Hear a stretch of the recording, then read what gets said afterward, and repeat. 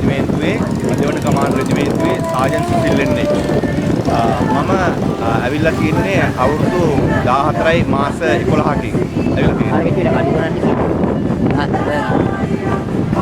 අපි මෙතෙක්කල් කරපු සේවයට අගය කරලා විශ්‍රාමයටපත් ඉල්ලීමක් කරලා තිබුණා. මෙතන සියලුම රජයන්ගෙන් ඒ අවස්ථාව ඉල්ලලා තිබුණත් එයාලා අපිව අපට බොරු නොයෙකුත් බොරු ආකාර කියමින් අපිව මුලාවටපත් කරමින් එයාලා අපට දෙන්නම් කියලා පොරොත්තු දීලත් අපට අවසාන මොහොත වෙනකොට දුන්නේ නැහැ. යුද හමුදාව කියලා සිටියේ අපිව වැඩිපුර කාලයක් තියාගෙන තියෙන්නේ ලියුම්ව මාරු කරගන්න බැරිය කියලා. නමුත් අපේ ලියුම් සියලු දේවල් අපි හොයාගෙන සම්බන්ධ වෙලා අධිකරණ පැත්තෙන් අපි ඒ ඉල්ලීමක් කළා අපේ රණවිරු සංගමයෙන්. ඒ වගේම අපි දැන් මේ ඉන්න අපේ ජනාධිපතිතුමා අපිට කියලා තිබ්බා මේක විශ්‍රාමයට අනිවාර්යෙන් ලබා දෙනවා කියලා. ඒ කියපු හේතුව නිසා අපි කියපු කරුණත් එක්කම අපි මේ පස්සේ යන ගමන් දැන් අපි ආරක්ෂක ලේකම්තුමාට අපි ඉල්ලීමක් කරා ගිහිල්ලා අපි රැස්වීමට සහභාගී වුණා. මාධ්‍ය සහභාගී වුණාම අපි සාධනීය උත්තරයක් ලබා දුන්නා. ආරක්ෂක ලේකම්තුමා සාධනීය උත්තරයක් ලබා දුන්නා. අපිට මේ ඉස්ලාමයට ලබා දෙනවා කියලා අවුරුදු 5-6කට වැඩි හිටපු සියලු දෙනාට ඒක ලබා දෙනවා කියලා කිව්වේ 1995 2005 අතර ආවරණය වෙන විදිහට. එතකොට දැන් අපිට එතනින් නිලධාරියෙක් බාර දුන්නා අපිට ඒත් එක්ක සහසම්බන්ධ වෙන්න කියලා. අපිට දැනට දැනුවත් කරලා තියෙනවා. මේ වෙනකොට චන්ද්‍රලේඛනයක් ගහන්න සූදානම්ෙන් ඉන්නවා. තාම ගහලා නැහැ. හේතුව ඒකට පස්සේ කියන්නේ දැනට දුබලතාවයට දෙන අයට දුබලතාවයට ඉල්ලීමක් කරලා තියෙනවා. ඒකට ඒ චන්ද්‍රලේඛන අත්සන් කරලා තාම නැහැ.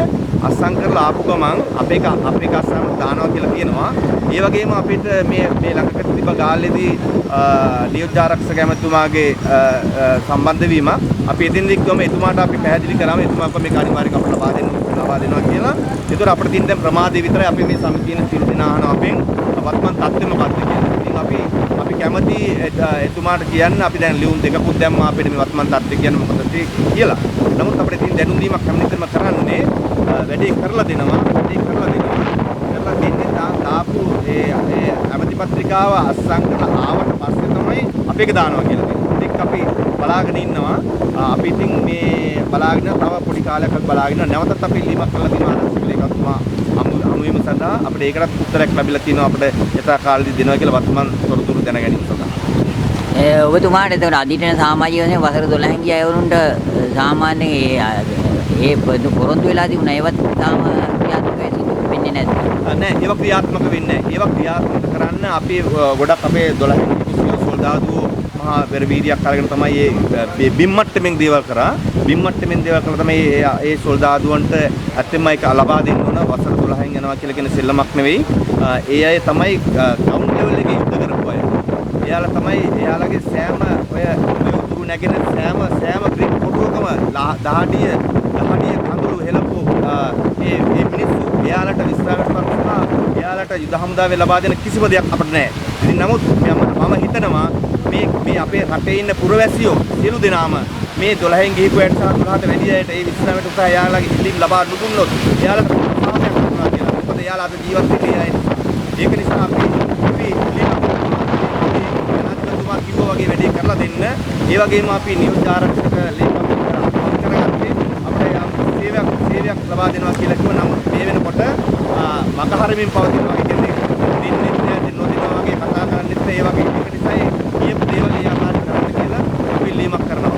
කොහොම ඉතින් අපි නැවත හම්බෙමු රණවිරුගේ නාලිකාව ඔබලා වෙනුවෙන් අපි හැම වෙලේම නිරන්තරයෙන් ඉන්නවා. ඔබලගේ හැම දෙයක්ම විමසනවා. නැවත හම්බෙමු. මේවන් වීඩියෝ පිටින් නැවත හම්බෙමු. මම රණවිරු මම නැවතත් කියනවා අපේ මේ ආරක්ෂක ලේකම්තුමාට අපි කෙරෙහි ඔබතුමා සාධනීය උත්තරයක් ලබා දුන්නා. අපි වීඩියෝ විතර මේ කරනවා ජනාධිපති විනෝද ආරක්ෂක මැති ඒ නිසා අපිට කඩිනමින් මේ වැඩේ කරලා දෙන්න කියලා ඉල්ලීමක්. කොහොම හිතුවේ නැවත හම්බෙමු.